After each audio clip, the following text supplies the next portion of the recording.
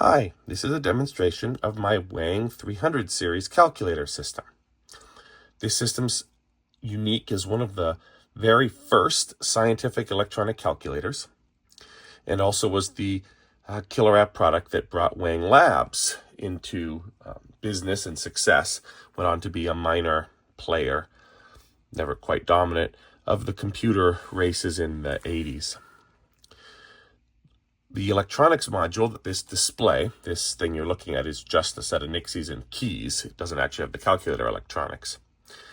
But the electronics that is hooked up to this is one of the first made from 1965 when the system came out. This system works a little differently than modern calculators, but is pretty intuitive once you get the hang of it. I'm just going to do a quick demonstration. First, if the system's turned off, we have to turn on power with the on-off key. Since it was just on and the nixies are warm, they popped on immediately, but a lot of times they won't. They will actually take a minute to turn on because it takes a bit for them to ionize. The operating voltage is just above the breakdown voltage, and so if the room's dark or whatever, it might not be quite enough to initially ignite them. Anyway, once the nixies are on, we can demonstrate addition. Now, there are actually two separate so-called adders, a right adder and a left adder.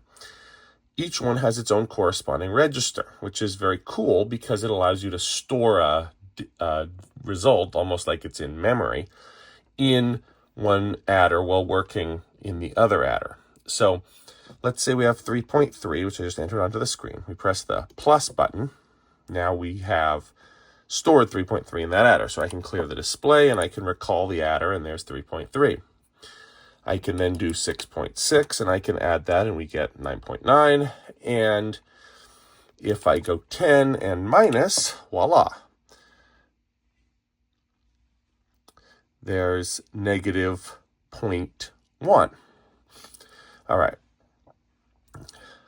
So we can do something similar on the left adder. We can go 4.5 plus and another 4.5 plus, and there's 9.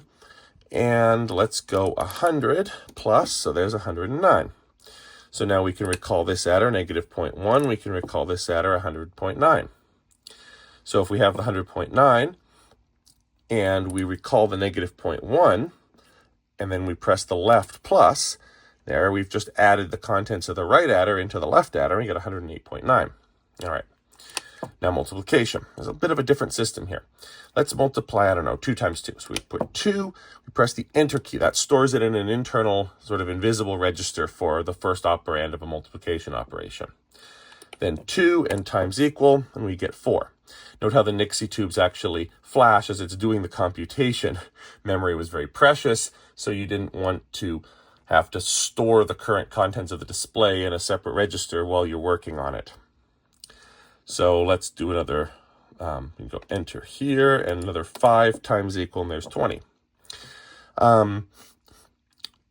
Internally, this machine works for multiplication division by taking the logarithm of the input, doing an addition and subtraction, doing the anti-log, which means you get log base e of x and e to the x essentially for free.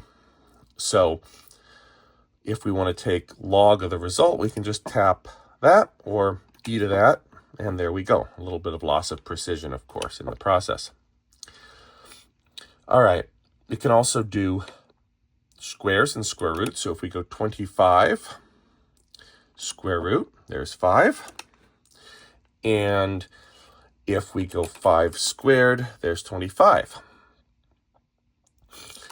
It also has various features for accumulation, which allows you to do a large sequence of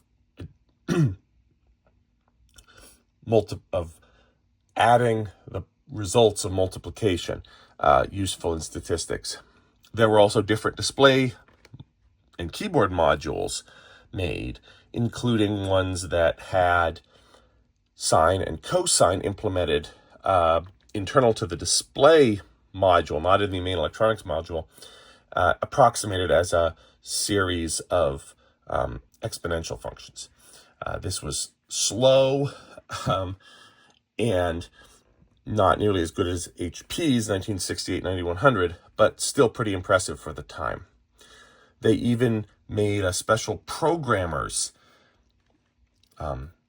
terminal, which when combined with a punched paper card module that was available for this, would allow you to do simple branching programs. That one, as I recall, also had additional storage registers, which if you're going to do real programming is kind of essential. So I hope you enjoyed that little introduction to the Wang 300, a fascinating piece of calculator history. Have fun, guys. Bye for now.